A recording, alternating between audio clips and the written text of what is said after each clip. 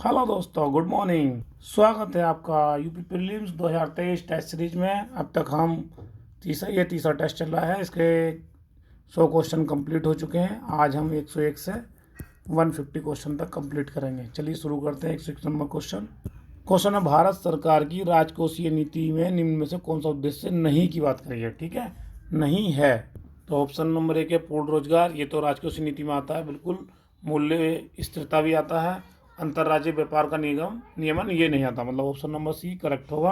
धन और आय का नियोजित वितरण भी आता है। अगर ये बात करें कि राजकोषीय नीति का निर्धारण कौन करता है, तो इसका करता है वित्त आयोग। ठीक है, और वित्त आयोग संविधान के कौन से अनुच्छेद में आता है? अनुच्छेद 280 में। और राजकोषीय नीति की बात करें तो ये क्या है? ये आर्थिक नीति का प्रमुख घटक है। आर्थिक नीति का मेन घटक है ये।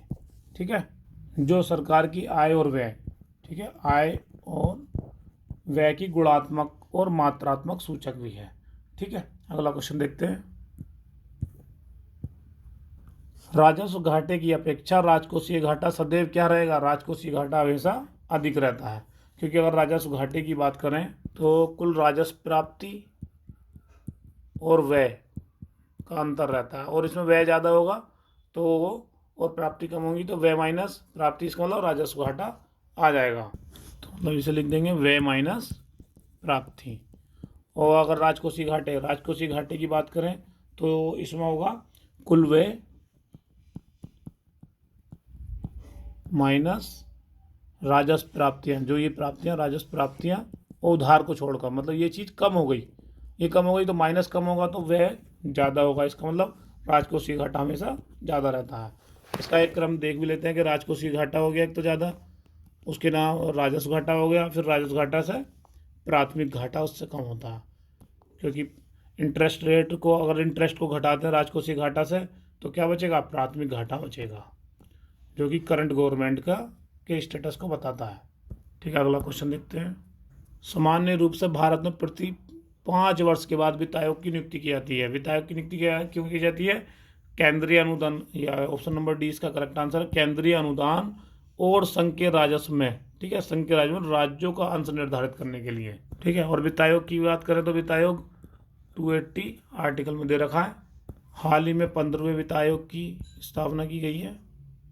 15वां वित्त आयोग जो 2021-22 से लेकर 2025-26 तक है। और इसके अध्यक्ष की बात करें तो कौन है? NK सिंह। और ये अपनी रिपोर्ट किसे देता है? ये अपनी रिपोर्ट प्रेसिडेंट। ठीक है, नेक्स्ट क्वेश्चन देखते हैं। निम्नलिखित में किस पर कोई आयकर छूट नहीं है? आयकर छूट किस पर नहीं है? विकास पत्र, किसान विकास पत्र नहीं, इस पर छूट नहीं है। ठीक है, राष्ट्रीय बचत पत्र पर भी छूट है, लोक भविष्य निधि पर भी छूट है, यूनिट लिंक्ड इंश्योरेंस योजना पर भी छूट है। अगर किसान विकास पत्र की बात करें तो जो इससे होने वाली इनकम है, मतलब जो इन्वेस्ट किया है उस पर जो इनकम, मतलब इंटरेस्ट मिल रहा है, इंटरेस्ट पर इनकम टैक्स लगेगा। ठीक है, इसलिए option number A is the correct answer, किसान विकास पत्र। अगला क्वेश्चन देखते हैं।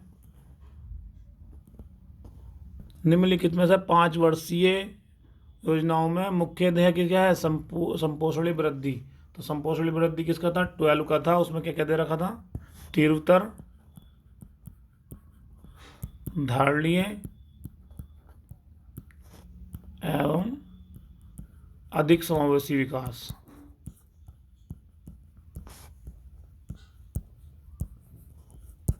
ठीक है, तो ये किसे निर्धारित करता है? संपोषणीय वृद्धि को। और अगर 2012 पर उसकी योजना की बात करें तो कब से कब तक चली थी? 2012 से 2017 तक। ठीक है, अगला क्वेश्चन देखते हैं। इसमें कूट मिलान है सूची 1 को सूची 2 से। अगर प्रथम की बात करें तो प्रथम किससे है? प्रथम पंचवर्षीय योजना हेराल्ड डोवर मॉडल से। ठीक है, और द्वितीय की बात करें तो द्वितीय किससे है? महालनोबिस मॉडल से। तृतीय की बात करते हैं, तृतीय चक्रवर्ती मॉडल, और चौथा अशोक रुद्र मॉडल। तो पहले का दूसरा और दूसरे का चौथा देखते हैं कौन सा है? पहले का दूसरा, दूसरे का चौथा। तो option number B is the correct answer. ठीक है, अगला क्वेश्चन देखते हैं। 20 सूत्रीय आर्थिक कार्यक्रम सर्वप्रथम किस वर्ष किया गया था? ठीक है, ये कब किया गया था? 1975 में किया गया था। ये किस लिए किया गया था? कृषि, औद्योगिक उत्पादन, कृषि और औद्योगिक उत्पादन को बढ़ावा देने के लिए, और गरीबी, साक्षरता, आम आदमी की जीवन गुणवत्ता में सुधार करना है। ठीक है, गरीबी में सुधार, साक्षरता में सुधार, आम आदमी की जीवन गुणवत्ता सुधार और आय की असमानता को कम करना है, को दूर करने के उद्देश्य से 20 सूत्री कार्यक्रम कब शुरू करा गया था? 1975 में। ठीक है, अगला क्वेश्चन देखते हैं।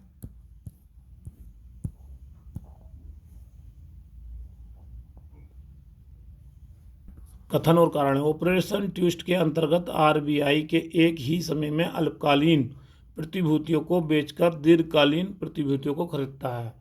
बिल्कुल सही है, क्योंकि ये कब शुरू करा गया था? जुलाई 2020 में। ठीक है, ऑपरेशन ट्विस्ट जो शुरू करा गया था आरबीआई के थ्रू शुरू करा गया था, और ये अल्पकालीन प्रतिभूतियों को बेचकर दीर्घकालीन प्रतिभूतियों को खरीदेगा। ठीक है, इस ऑपरेशन का मुख्य उद्देश्य क्या था? दीर्घकालीन निवेश को बढ़ाना था। बिल्कुल सही है, तो option A is the correct answer. अगला क्वेश्चन देखते हैं। भारत में कागजी मुद्रा प्रथम बार कब शुरू की गई थी? कब की गई थी? 1862 में। ठीक है, अगला क्वेश्चन देखते हैं। थोक मूल्य सूचकांक के मापन में निम्न में से किस एक क्षेत्र में सबसे अधिक भार दिया जाता है? तो खाद्य पदार्थ क्षेत्र। अगर खाद्य पदार्थ क्षेत्र की बात करें तो ये इसमें नहीं लिया था। गैर खाद्य पदार्थ क्षेत्र, ईंधन, पावर लाइट, लुब्रिकेंट, विनिर्मित उत्पाद, ये सबसे ज़्यादा लिया जाता है। विनिर्मित उत्पाद लगभग कितना लिया जाता है? 64.23%। ठीक है, और फिर इसमें लिया जाता है ईंधन एवं ऊर्जा। ईंधन ऊर्जा मतलब सी आ जाएगा, तो ये कितना लिया जाता है? 13.15%। और प्राथमिक वस्तुएं, प्राथमिक में खाद वाले आ जाती हैं, तो प्राथमिक में कितना परसेंट है? 22.62%। तो अगर बात करें सीरियल से, तो विनिर्मित उत्पाद नंबर 1 पर आता है, और एनर्जी से रिलेटेड ईंधन एवं ऊर्जा ये नहीं, फिर आएगा प्राथमिक उत्पाद, फिर आएगा ईंधन एवं ऊर्जा। तो बना लेते हैं ये विनिर्मित उत्पाद।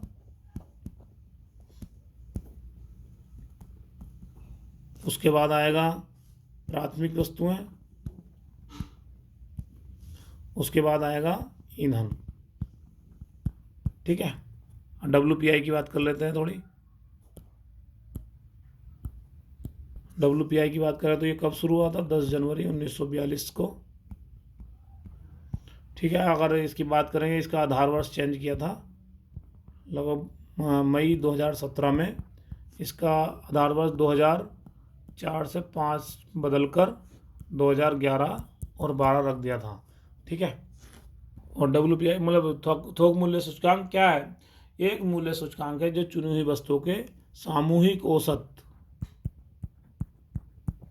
औसत मूल्य का प्रतिनिधित्व करता है।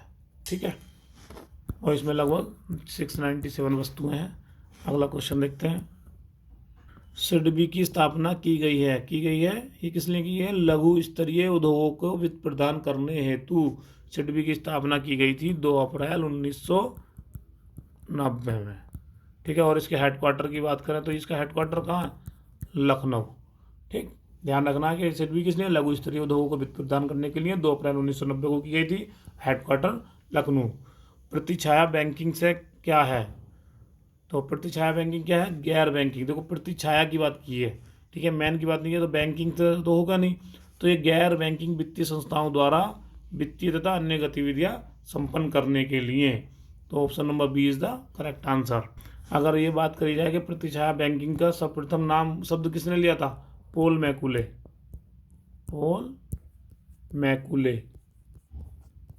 2007 में। ठीक है, अगला क्वेश्चन देखते हैं।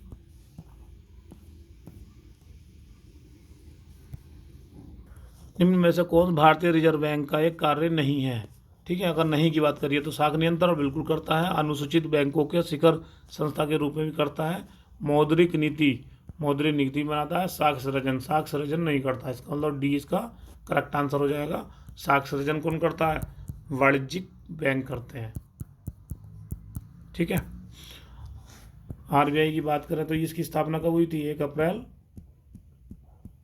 1935 को। कहाँ हुई थी? कोलकाता में। और इसका राष्ट्रीयकरण की बात करें तो राष्ट्रीयकरण कब हुआ था? 1 जनवरी 1949 को। ठीक है, अगला क्वेश्चन देखते हैं। एक्सचुरीज शब्द किससे संबंधित है? ये बीमे से संबंधित है, क्योंकि ये भविष्य की अनिश्चित घटनाओं के वित्तीय प्रभाव के आकलन के लिए यूज किया जाता है। ठीक है, तो ये बीमे से रिलेटेड है। अगला क्वेश्चन देखते हैं। भूमि विकास बैंक का कौन सा कार्य सत्य है? ठीक है, ये क्या करता है भूमि विकास बैंक? दीर्घकालीन ऋण कृषकों को उपलब्ध कराना। ठीक है, ये option is the correct answer. अगर बात करें कि भारत में प्रथम भूमि विकास बैंक की स्थापना कब हुई थी? इसकी स्थापना हुई थी 1920 में। कहाँ हुई थी? पंजाब।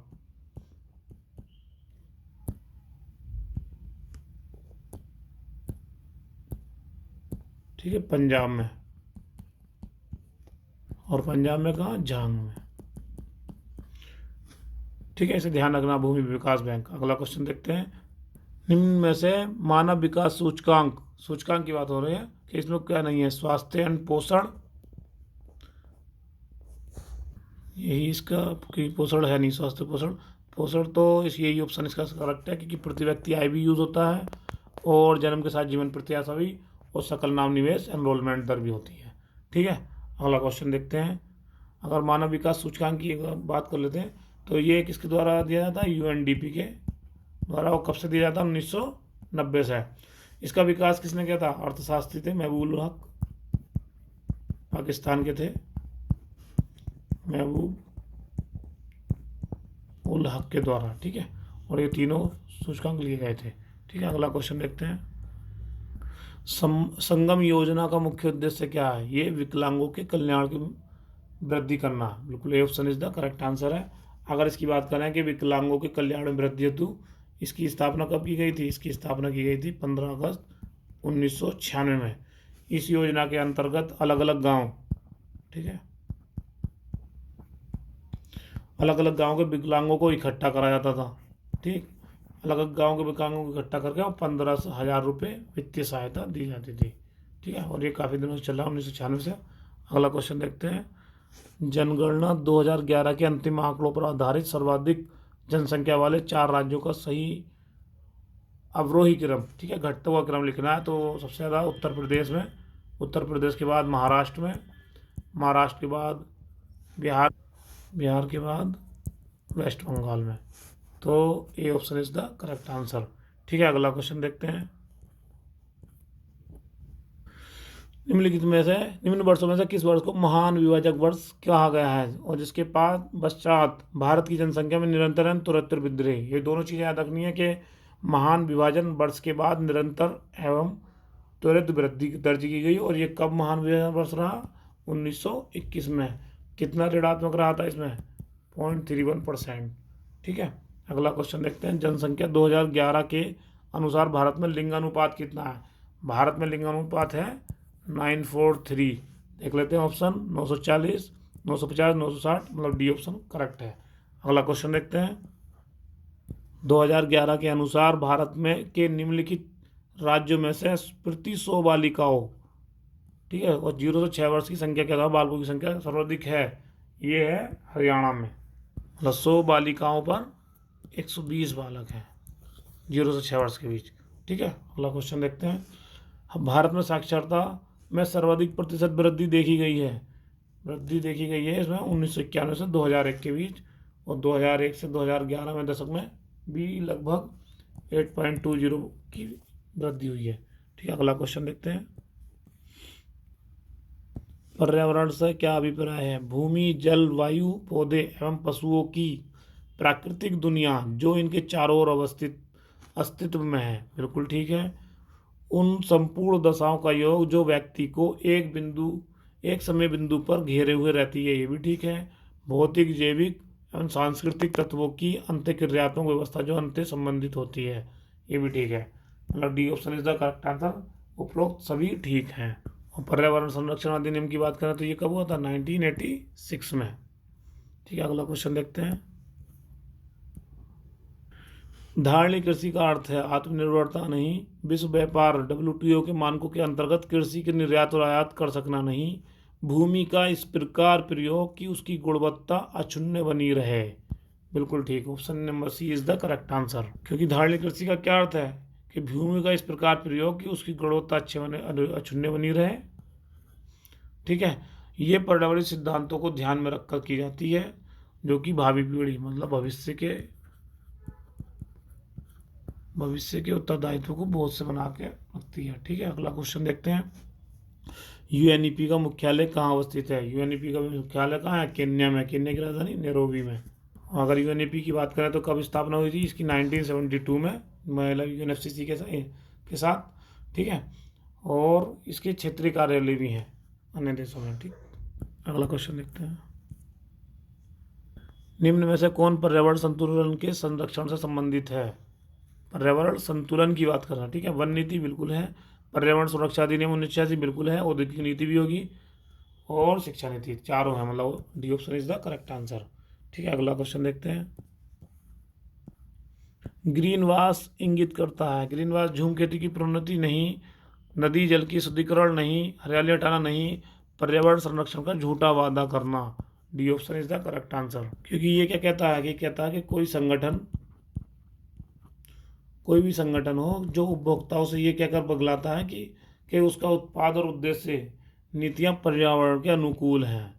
ठीक है, बस ये बोले, लेकिन होता नहीं है ऐसा, तो उसे ग्रीन वाश कहते हैं, मतलब कुल मिला के फेंकना। ठीक है, अगला क्वेश्चन देखते हैं। एक पारिस्थितिकी तंत्र में निम्नलिखित में से प्राथमिक उपभोक्ता की बात करिए। प्राथमिक उपभोक्ता कौन होता है? प्राथमिक उपभोक्ता कौन होते हैं? जो शाकाहारी प्राणी होते हैं। ठीक है, अगर चींटी की बात करें, ये भी शाकाहारी है, ये प्राथमिक उपभोक्ता भी है और अपघटक दोनों श्रेणी में आता है। और हिरण भी शाकाहारी है, लोमड़ी भी शाकाहारी है, लेकिन बाघ शाकाहारी नहीं है। मतलब 1 2 3, C option is the correct answer. अगला क्वेश्चन पूछते हैं। पारिस्थितिकी तंत्र के में तत्वों के चक्रण को क्या कहते हैं? इसे कहते हैं जैव भू रासायनिक चक्र। B option is the correct answer. इसे पोषक चक्र भी कहते हैं, पोषक चक्र। Next question. एक मनुष्य के जीवन को पूर्ण रूप से धारण करने के लिए आवश्यक न्यूनतम भूमि। ठीक है, न्यूनतम भूमि को क्या कहते हैं? पारिस्थितिकी पदछाप। और इसके मापने की इकाई की बात करें तो ये है भूमंडलीय हेक्टेयर। ये पृथ्वी के पारिस्थितिकी तंत्र पर मानवीय मांग का भी एक मापक है। ठीक है, अगला क्वेश्चन देखते हैं। निम्नलिखित में से किसमें सर्वाधिक जैव विविधता पाई जाती है? सबसे अधिक जैव विविधता पाई जाएगी उष्णकटिबंधीय वर्षावन में, क्योंकि यहाँ क्या होता है? गर्म जलवायु होती है, अधिक वर्षा, पादप प्रणाली, सबसे ज़्यादा अनुकूलतम दशाएं पाई जाती हैं इसमें, तो इसलिए इसमें सर्वाधिक जैव विविधता पाई जाती है। ठीक है, ये विषुवत रेखा के पास में है। ठीक है, अगला क्वेश्चन देखते हैं। कथन और कारण की बात करी गई है कि उष्णकटिबंधीय देशों में तितलियों की प्रजातियां सर्वाधिक संख्या में पाई जाती हैं। बिल्कुल सही है, तितलियां कम तापमान में उड़ नहीं सकती, क्योंकि वो क्या करती हैं? वो अपने तापमान को विनियमित नहीं करने में सक्षम नहीं होती हैं। ठीक है, तो तितलियां नहीं रह सकती, तो मतलब ए और आर बिल्कुल ठीक है, option A is the correct answer. क्योंकि वो जब अपने टेम्परेचर को कंट्रोल नहीं कर पाती तो कम तापमान में उड़ान भी नहीं बढ़ सकती। ठीक है, इसलिए रह भी नहीं सकती वहाँ पर। अगला क्वेश्चन देखते हैं। किसी प्रजाति को विलुप्त माना जा सकता है जब वह अपने प्राकृतिक आवास में देखी नहीं गई हो? तो ये किसने दिया था? ये 50 वर्ष है। अब option D is the correct answer. इसमें क्या था कि IUCN ने एक परिभाषा दी थी जिसमें कहा था कि किसी प्रजाति को विलुप्त तब माना जाएगा जब वो अपने प्राकृतिक आवास से 50 वर्ष देखी नहीं गई हो। और IUCN की अगर मुख्यालय की बात करें तो इसका हेडक्वार्टर कहाँ है? इंग्लैंड। ये भी कई बार पूछा जाता क्या है? इसका हेडक्वार्टर इंग्लैंड, स्विट्जरलैंड में। ठीक है, और ये क्या है? रेड लिस्ट जारी करता है। अगला क्वेश्चन देखते हैं। 34। भारतीय राष्ट्रीय जैविक विविधता प्राधिकरण स्थापित किया गया है, तो ये स्थापित किया गया है 2003 में चेन्नई में, ठीक है, तमिलनाडु में। तमिलनाडु। और अगर ये बात करें कि जैविक विविधता प्राधिकरण कब हुआ था, 2002 में एक्ट के थ्रू बना था ये, ठीक है। अगला क्वेश्चन देखते हैं। निम्न में से किससे जलवायु परिवर्तन का क्रायोजेनिक संकेतक प्राप्त होता है, तो ये होता है आई स्कोर, मतलब हिम से रिलेटेड है क्रायोजेनिक संकेतक। इसमें क्या क्या होता है, जैसे कोई बर्फ़ की चादर है, ठीक है, बर्फ़ की चादर या कोई ग्लेशियर में छेद किया जाता है, तो छेद करके बेलनाकार नमूना निकाला जाता है, उसे आई स्कोर बोला जाता है, ठीक। तो ये वातावरण की पिछली जो संरचना है, कोई भी संरचना पिछली और व्यवहार, ठीक है, व्यवहार का अध्ययन किया जाता है, जिससे पता चलता है कि अब जलवायु में कितना परिवर्तन हो रहा है, तो ये किसका है, क्रायोजेनिक संकेतक, इसे ही बोला जाता है, ठीक है। अगला क्वेश्चन देखते हैं। निम्नलिखित में से कौन सा एक सही सुमेलित नहीं है, ठीक है। कार्टागेना प्रोटोकॉल, बायोसेफ्टी बिल्कुल ठीक है, स्टॉकहोम जैव प्रदूषण से है, और मॉन्ट्रियल प्रोटोकॉल ओजोन परत से है, क्योटो प्रोटोकॉल जन संरक्षण, ये नहीं है, D option is the correct answer, क्योंकि ये किससे है, ग्रीन हाउस गैस से है क्योटो प्रोटोकॉल स्थिर। अगर इसकी बात करें क्योटो प्रोटोकॉल कब अपनाया गया था, ये अपनाया गया था COP7 में 2001 में अपनाया गया था, ठीक है। मोरक्को का, जो ये 2001 कहाँ हुआ था, मोरक्को में, इसलिए इसे मराको समझौता भी कहा जाता है, मराकेश समझौता, ठीक है। और अगर बात करें तो ये कब से शुरू हुआ था, ये 2008 से शुरू करा था, दो स्तर पे शुरू हुआ है, 2008 से 2012 और 2013 से 2020। और यहाँ से ही मतलब ये क्योटो प्रोटोकॉल ये जो सबमिट होती है उसे ही कोप बोला जाता है, corporative of parties, conference of parties. और हम ये ग्रीन हाउस गैस के स्तर के लिए हैं, तो ग्रीन हाउस गैस की बात करें तो कौन कौन सी हैं, बहुत इंपॉर्टेंट गैस है CO2, मीथेन और ओजोन, जलवाष्प, और जितने भी फ्लोरीन गैस हैं वो गैसें हैं, ठीक है। अगर कोप अभी लेटेस्ट में कहाँ हुआ है, COP27 कहाँ हुआ है, ये COP27 हुआ है मिस्र में, शर्म एल शेख में। और COP26 की बात करें तो ग्लासगो में हुआ है, ठीक है। अगला क्वेश्चन देखते हैं। निम्नलिखित में कौन सा एक भारत के राष्ट्रीय जलवायु IPCC की बात कर रहा है, IPCC कब बना था, 2008 में। तो इसमें बात कर रहा है कि ये 8 मिशनों में से कौन सा नहीं है, सौर शक्ति है, वनीकरण भी है, नाभिकीय शक्ति नहीं था इसमें, अपशिष्ट ऊर्जा परिवर्तन भी था। इसमें क्या कहता है, सौर ऊर्जा भी थी, ठीक है। उसके बाद जैसे सौर है, सौर एनर्जी से सौर ऊर्जा से क्या होगा, एनर्जी मिलेगी, तो ऊर्जा दक्षता भी है इसमें, ठीक है। एनर्जी मिलेगी तो निवास की बात हो रही है, निवास, राष्ट्रीय निवास भी है, फिर जल मिशन भी है, हिमालय प्राकृतिक तंत्र भी है, हरित भारत की बात भी करी गई है, ठीक है। और कृषि हेतु राष्ट्रीय मिशन भी है, और जलवायु परिवर्तन हेतु रणनीति है, ठीक है। अगला क्वेश्चन देखते हैं। राजीव गांधी वन्यजीव संरक्षण पुरस्कार दिया जाता है, ये कभी कहाँ दिया जाता है, शैक्षिक एंड शोध संस्थाओं बिल्कुल दिया जाता है, वन एंड वन्यजीव अधिकारियों को भी दिया जाता है, वन्यजीव संरक्षक को भी दिया जाता है, मतलब D option is the correct answer. अगला क्वेश्चन। दाचीगाम राष्ट्रीय उद्यान निम्नलिखित में किससे संबंधित है, तो दाचीगाम किससे है, ये है हंगुल से, ठीक है, हंगुल या कश्मीरी स्टैग। दाचीगाम की बात करें तो ये कहाँ है, J&K में, जम्मू कश्मीर में, और हंगुल इसका नेशनल एनिमल भी है, ठीक है। अगला क्वेश्चन देखते हैं। फ्लाई एक प्रदूषक दहन है जो प्राप्त किससे होता है, ये होता है कोल पत्थर को जलाने से, ठीक है। ये option is the correct answer. इसमें क्या सूक्ष्म कण होते हैं जो धुएं के साथ हवा में तैरते हैं, ये कण बहुत जहरीले होते हैं, ठीक है। अगला क्वेश्चन देखते हैं। सूची 1 और सूची 2 की बात की है, वायु प्रदूषक और संभावित अंग, प्रभावित अंग, तो एस्बेस्टस धूल की बात अभी हो रही थी, धूल तो फेफड़े को ही करेगा, एक का तीसरा, ठीक है। और शीशा की बात करें तो शीशा मस्तिष्क का है, बी का तीसरा पहला मतलब बी आ जाएगा ऑप्शन। और पारा की बात करें तो पारा किसे करेगा, उधर को, कार्बन मोनोऑक्साइड रक्त धाराओं को, ठीक है। अगला क्वेश्चन देखते हैं। खेती के लिए फसल चक्र का क्या महत्व है, इससे उत्पादन में वृद्धि होती है, बिल्कुल होती है। मृदा की उर्वरता संरक्षित रहती है, बिल्कुल होती है। मृदा कटाव कम होता है, बिल्कुल होता है, डी ऑप्शन करेक्ट है। ठीक है, अब वो 143 नंबर क्वेश्चन देखते हैं। अम्ल वर्षा होती है, अम्ल वर्षा होती है सल्फर और नाइट्रोजन ऑक्साइड के थ्रू। तो इसमें क्या ऑप्शन है, एक बादल के जल एंड सल्फर डाइऑक्साइड के प्रदूषण की मध्य क्रिया के फलस्वरूप। तो सल्फर डाइऑक्साइड और नाइट्रोजन के ऑक्साइड, ठीक है, नाइट्रोजन का ऑक्साइड इसकी मुख्य कारण है। ये बादल में क्या करते हैं, H2O और सल्फर के प्रदूषक के मध्य प्रतिक्रिया करने के फलस्वरूप बनती है। ठीक है, अगला क्वेश्चन देखते हैं। निम्नलिखित में भारत रत्न किससे सम्मानित नहीं किया गया था। ठीक है, लता मंगेशकर को तो किया गया था, लता मंगेश और उस्ताद बिस्मिल्लाह खां, इन दोनों को तो एक साथ दिया गया था 2001 में।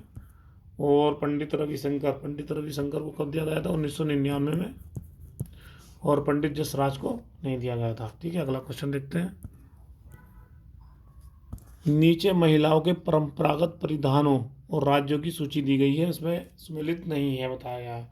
ठीक है, ऑप्शन नंबर ए है बोकू सिक्किम, हाँ बिल्कुल, कॉस्ट्यूम, ये कॉस्ट्यूम बोलते हैं इंग्लिश में इसे।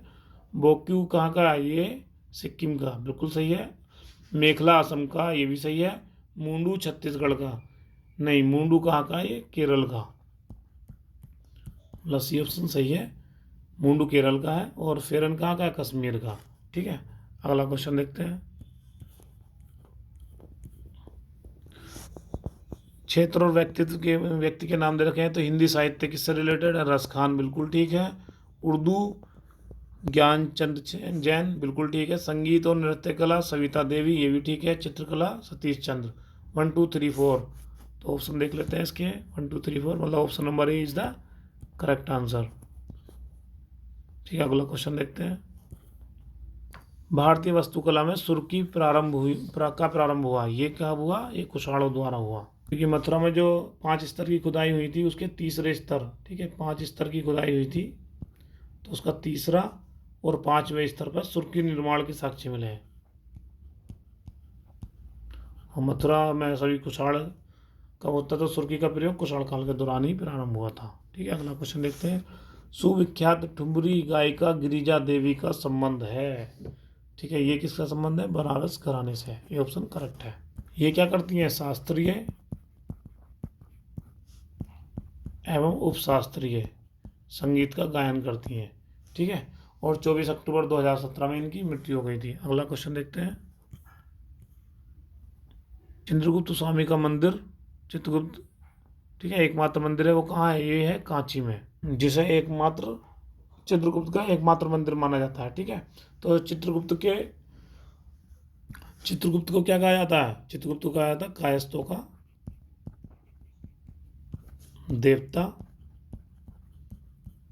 या यमराज का सहायक। ठीक है, ये ध्यान रखना है। चित्रगुप्त क्वेश्चन ये भी आ सकता है, कायस्थों का देवता किसे कहा जाता है, चित्रगुप्त को, और यमराज का सहायक। ठीक है, अगला क्वेश्चन देखते हैं।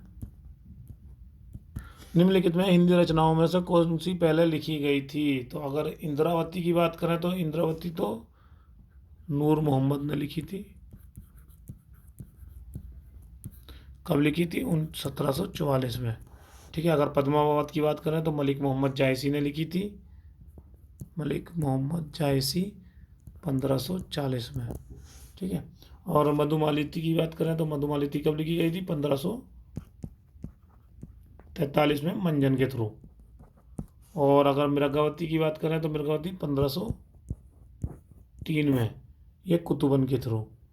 तो सबसे पहले कौन सा हो गया, 1503, 1543, 1744, 1503, मतलब D option is the correct answer. यहाँ हमारा टेस्ट नंबर 3 भी कंप्लीट हो चुका है। ठीक है, कल से दोबारा टेस्ट नंबर 4 शुरू होगा। ये भी 3 पार्टों में ही आएगा, 0 से 50, 1 से 50, 51 से 100, 101 से 150 तक। ठीक है दोस्तों, फिर मिलते हैं नेक्स्ट वीडियो में 50 क्वेश्चन के साथ। धन्यवाद।